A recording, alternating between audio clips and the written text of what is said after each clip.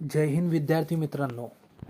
आज डी.एड. बी.एड धारकांसाठी एक आनंदाची बातमी आहे की महाराष्ट्र शिक्षक पात्रता परीक्षा 2021चे आयोजन होत आहे. ही जी शिक्षक पात्रता परीक्षा आहे ही आता अनिवार्य करण्यात आली आहे जी डी.एड. बी.एड धारकांसाठी. कारण येत्या काळामध्ये ही संभाव्य 40,000 शिक्षकांच्या जागा भरण्यासाठी जो महाराष्ट्र सरकारने सकारात्मक निर्णय घेण्याच्या ते तयारीत आहे असं त्यानं डिक्लेअरही केलं आहे. त्याच्या संदर्भात हे परिपत्रक आलेलं आहे, ते आपण थोडं पाहू. परीक्षा 2021चे आयोजन शिक्षक पात्रता परीक्षा. महाराष्ट्रात राज्य परीक्षा परिषदेने महाराष्ट्र शिक्षक पात्रता परीक्षा 2021 जाहीर केली आहे. यंदा टी.ई.टी. 2021 परीक्षा 10 ऑक्टोबर 2021 रोजी होणार असून त्यासाठी अर्ज करण्याची अंतिम मुदत बघायची आपल्याला 25 ऑगस्ट 2021 आहे. 25 ऑगस्ट 2021 रोजी आपली अंतिम मुदत आहे आणि परीक्षा 10 ऑक्टोबर 2021 रोजी होणार आहे. त्याचप्रमाणे राज्यात रिक्त असणाऱ्या शिक्षकाच्या 40,000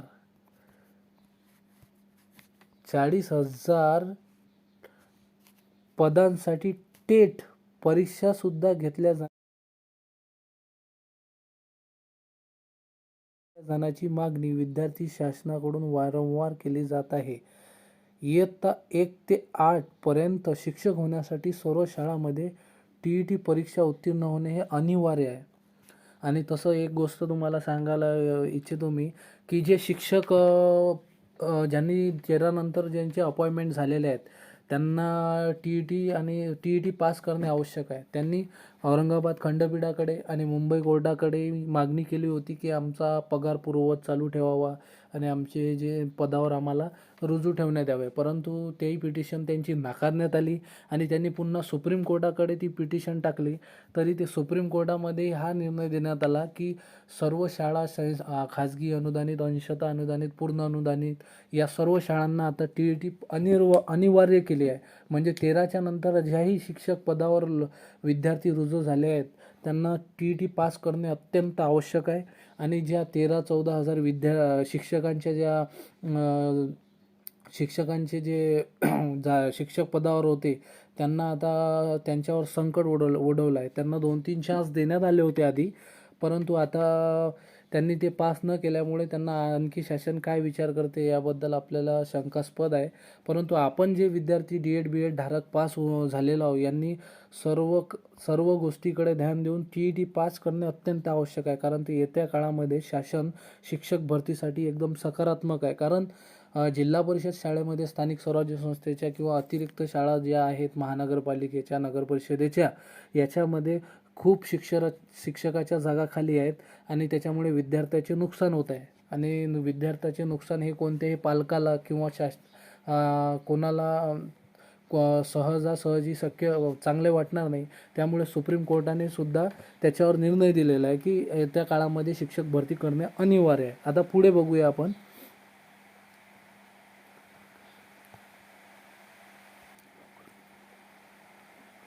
टी.ई.टी. 2021 परीक्षेशी संबंधित सर्व माहिती ऑनलाईन अर्ज करण्याबाबतच्या सूचना महाराष्ट्र राज्य परीक्षा परिषदेच्या https://mahateet.in या संकेतस्थळावर उपलब्ध आहे. टी.ई.टी. परीक्षा 1 व 2 साठी वेळापत्रक, परीक्षा फीस, अभ्यासक्रम, प्रश्नपत्रिका आणि आराखडा व संदर्भ पुस्तके याची माहिती आपल्याला पुढील प्रमाणे आहे, ते तुम्हाला खाली दिसणार आहे. टी.ई.टी. 2021चे वेळापत्रक. 1. ऑनलाईन अर्ज व शुल्क भरण्याचा कालावधी आहे 3 ऑगस्ट 2021 ते 25 ऑगस्ट 2021.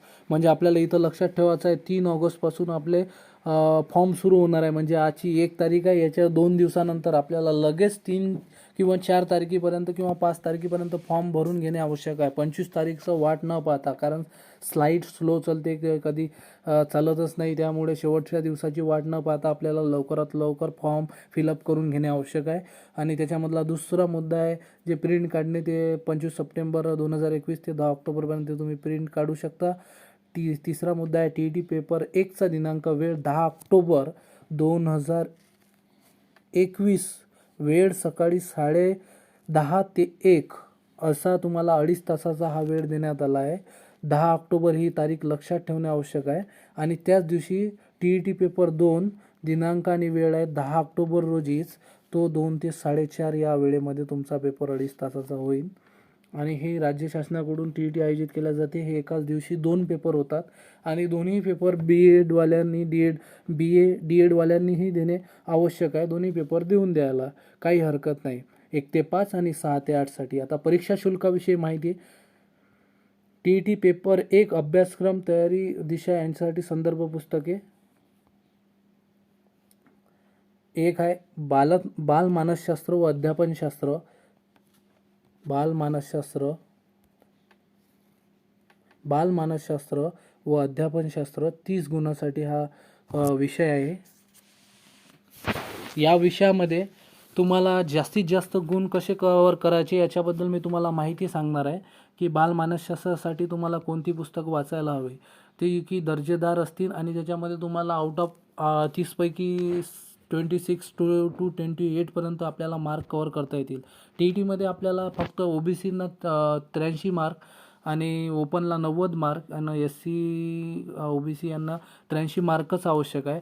परंतु आपल्याला असं न समजतं की TET पूर्वपरीक्षा आहे म्हणून की एवढेच मार्क घेणे आवश्यक आहे. 100च्या वर आपल्याला स्कोअर कसा करता येईल याकडे लक्ष द्यावे.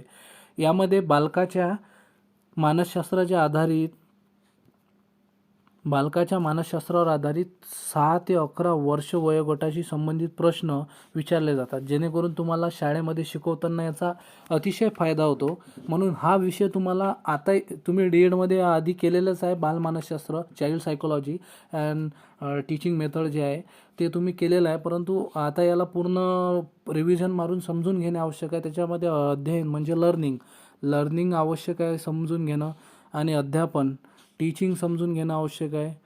टीचिंग, विशेष बालकांच्या गरजा, आपल्याला ज्या स्पेशल बालक असतात, जसे काही बिमारीनं ग्रस्त असतात, काही आंधळे असतात, काही मूक बधिर विद्यार्थी असतात, किंवा काहींना श्रवण क्षमता किंवा वाचन क्षमतामध्ये दोष असतात, अशा विद्यार्थ्यांना काही स्पेशल तुम्हाला कशी टेक्निक वापरायची याच्याबद्दल बालमानसशास्त्र आणि अध्यापनशास्त्रामध्ये सांगितले जाते.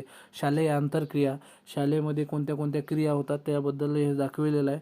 उत्तम शिक्षकाची गुणवैशिष्ट्ये हाही मुद्दा महत्त्वाचा आहे. एक शिक्षक म्हणून आदर्श व्यक्तिमत्व कसं असावं याची गुणवैशिष्ट्यावर आधारित तुम्हाला एखादा प्रश्न विचारले जातात आणि तुम्ही कोणत्या पद्धतीने शिक्षण शिकवा, त्या पद्धती कोणत्या वापराव्या हेही सांगितल्या जातात. आणि शैक्षणिक मानसशास्त्राच्या ज्या पद्धती आधुनिक त्याच्यावर भर देण्यासाठी सांगितले जाते. शैक्षणिक मूल्यमापनावर आधारित प्रश्नांचा समावेश असतो. ते मी पुढच्या व्हिडिओमध्ये तुम्हाला डिटेलमध्ये सांगणार आहे आणि कशा प्रकारे हा पेपर हँडल करा तेही सांगणार आहे. मराठी भाषा 30 गुण असतात. यामध्ये मराठी व्याकरण असते. व्याकरण सर्वांचं जेणेकरून चांगलं असणार D.Ed B.Ed धारकांचं मला असं वाटते. आणि उतारे असतात ते मराठीमध्ये कविता, पोयम असते तुम्हाला, पोयम आणि पॅसेज वगैरे असते. त्याच्यामध्ये लहान पॅसेज असतात, त्यामध्ये समजून घेऊन आकलन करून त्याचे सोडवणे, प्रश्न उत्तर देणे आवश्यक असते. फक्त समानार्थी विरुद्धार्थी शब्द पाठ करणे आवश्यक आहे, जे बाळासाहेब शिंदेमध्ये मागच्या पेजवर आपल्याला देण्यात आले आहे. त्याच्यामध्ये चांगल्या प्रकारे समानार्थी विरुद्धार्थी शब्द सांगण्यात आले आहे. कवितावरील प्रश्न असतात ज्यामध्ये समानार्थी विरुद्धार्थी शब्द आपल्या खूप उपयोगी पडतील. लेखक, अशा विविध घटकावर आधारित प्रश्न विचारले जातात. म्हणजे मराठीमध्ये तुम्हाला जेमतेम दोन उतारे, एक कवितावर उतारा आणि जे समानार्थी विरुद्धार्थी शब्द याच्यावर प्रश्न विचारले जातात. आणि हा विषय स्कोरिंग करायचा असतो. याच्यामध्ये 28, 29, 30पर्यंतही मार्क आपण घेऊ शकतो. इंग्रजी व्याकरण 30 गुण आहे.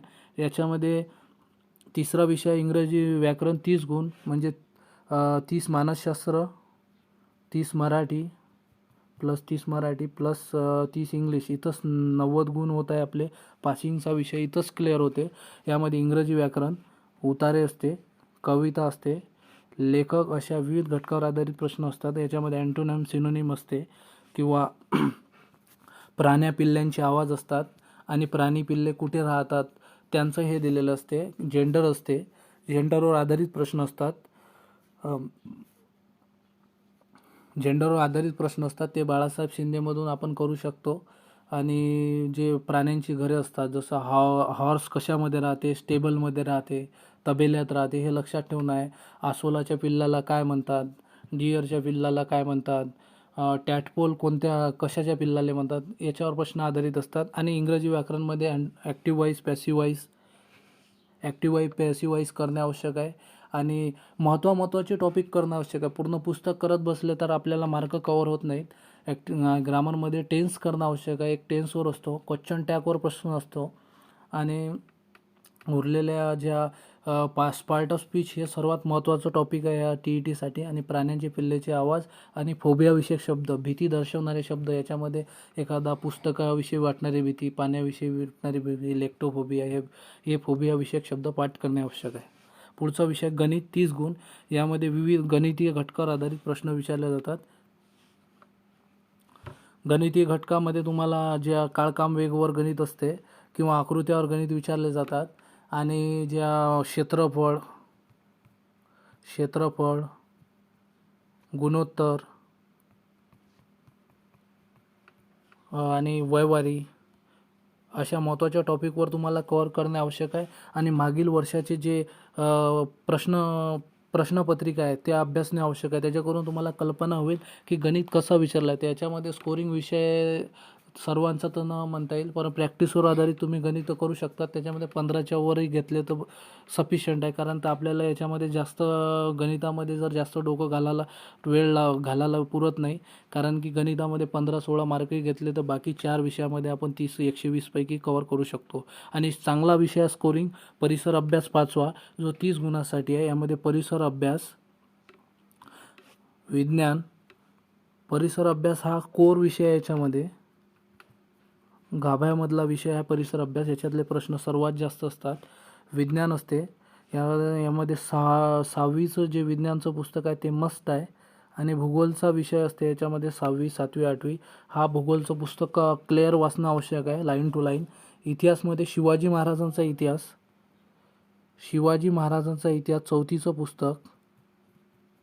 आणि 7वीचं पुस्तक याच्यामध्ये शहाजी राजांना सरलष्कर असा किताब भेटला होता, किंवा त्यांचे अंगरक्षक, किंवा दर्या सारंग वगैरे, गुप्तहेर, अशा ज्या घटना, रोचक घटना आहेत त्या अलटीपलटी करून विचारल्या जातात. नागरिकशास्त्रावर प्रश्न असते.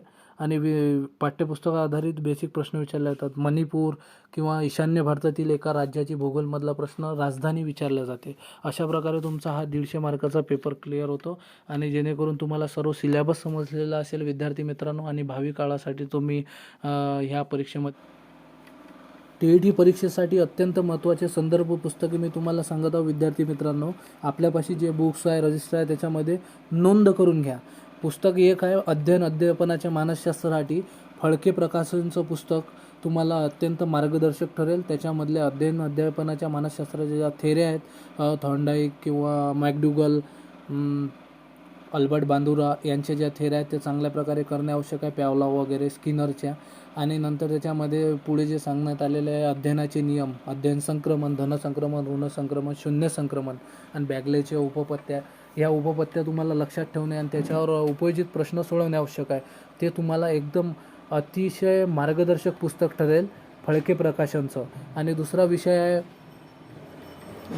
आहे इंग्रजी विषयासाठी तुम्हाला बाळासाहेब शिंदे हे पुस्तक अत्यंत मार्गदर्शक ठरेल. त्याच्यामध्ये अँटोनिम, सिनोनिम्स, प्राण्यांची पिल्ले, त्यांची आवाज, साऊंड हे तुम्हाला करणे आवश्यक आहे. त्यांची घरे हे तुम्हाला ज्याही सोर्सपासून भेटते किंवा गुगलवर जाऊनही तुम्हाला प्राण्यांची घरे, पिल्ल्यांची नावे हे तुम्हाला शोधता येईल. Gender, active voice, passive voice हे सर्व त्या बाळासाहेब शिंदेच्या पुस्तकातून आणि आपले जे गुगलवरून किंवा यूट्यूब चॅनलवरून आपण ते सर्च करून घेऊ शकता. किंवा तुम्हाला 5-6 याचे जे मागे व्याकरण दिलेलं असते ग्रामरच्या पुस्तकामध्ये, महाराष्ट्र पाठ्यपुस्तक मंडळाचं, ते रीड करणे आवश्यक आहे. आणि पॅसेज सोडवणे, एखादं पुस्तक असेल पॅसेजचं त्याच्यावरील प्रश्न सोडवणे आवश्यक आहे. प्रश्न मराठी विषयासाठी तुम्हाला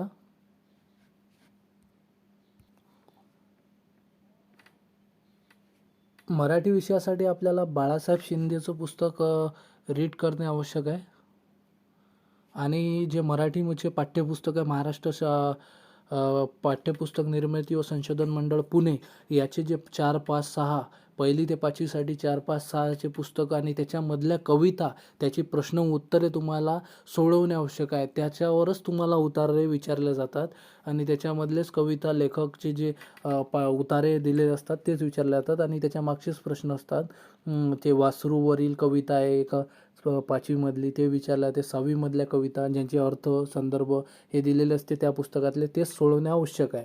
आणि 4था विषय इंग्रजी तर तुम्हाला सांगितलेला आहे. इंग्रजी विषय तुम्हाला सांगितला आहे 30 गुणासाठी, तो बाळासाहेब शिंदेमधून आपल्याला प्रेफर करणं आवश्यक आहे. त्यामधले इंग्रजी व्याकरण उतारे लेखक आणि त्याच्यामध्ये प्राण्यांचे पिल्लांचे आवाज फोबिया विषयक शब्द तुम्हाला विचारले जातात. गणित तुम्हाला नॉर्मली 8, 9, 10चं 8, 9, 10 या स्टँडर्डचं विचारलं जाते. गणित थोडंसं हाय लेवल असते. याच्यासाठी तुम्हाला गणितासाठी जे चांगले पुस्तकं बाजारामध्ये उपलब्ध आहेत त्याचे प्रेफरन्स घेणे आवश्यक आहे. आणि यूट्यूबमध्ये काही तुम्हाला गणितावर आधारित प्रश्न समजावून सांगा, काळकाम, वेग, व्यवहारी याच्यावर सोडवणे आवश्यक आहे आणि मागील प्रश्नपत्रिका पाहून ती गणितं सोडवणे आवश्यक आहे. विषय 5 आहे परिसर अभ्यास. यासाठी 30 गुण दिलेले आहेत आणि हा परिसर अभ्यासासाठी तुम्हाला महाराष्ट्र पाठ्यपुस्तक निर्मिती मंडळाचे पुस्तक वाचणे मस्ट आहे. त्यासाठी एन्व्हायरमेंट स्टडी म्हणजे परिसर अभ्यास आहे 4, 5, 6चा. त्याच्यामधले प्रश्न हमखास त्याच्यामध्ये पडतात. विज्ञानही 5, 6, 7मधले, भूगोल 5, 6, 7, इतिहास वगैरे तुम्हाला पडते. 4थीपासून मस्ट आहे. 4थीचा शिवाजी महाराजाचा इतिहास याच्यामध्ये 7 ते 8 प्रश्न त्याच्यावर तुम्हाला मिळणार. 7वीमध्ये ते शिवाजी महाराजाशी रिलेटेड विषय म्हणजे इथं 6-7 प्रश्न तुम्हाला इतिहासामध्ये मिळणार. नागरिकशास्त्र आपण वाचू शकतो, जे पाठ्यपुस्तकावर आधारित प्रश्न असतात त्याच्यामधले आणि इतर स्पर्धा परीक्षेच्या विषयामधून हे नागरिकशास्त्र क्लिअर करू शकतो. आणि भूगोलमध्ये ईशान्य भारतामधल्या राजधान्या पाठ करणे अत्यंत आवश्यक आहे. तर विद्यार्थी मित्रांनो, तुम्हाला परीक्षा आणि त्याचे विषय समजलेले असतील, जेणेकरून तुम्हाला 90च्या वर मार्क कसे मिळतील 150पैकी यासाठी मी तुम्हाला एक आराखडा दिला आहे. चांगल्या प्रकारे अभ्यास करा आणि परीक्षेत भरघोस यश संपादन करा. आणि आमच्या चॅनलला लाईक, सबस्क्राईब, शेअर करायला विसरू नका आणि बेल आयकॉनला दाबायला विसरू नका. आणि आपल्या होतकरू गरीब विद्यार्थ्यापर्यंत सर्व महाराष्ट्रभर हा व्हिडिओ स्प्रेड करा.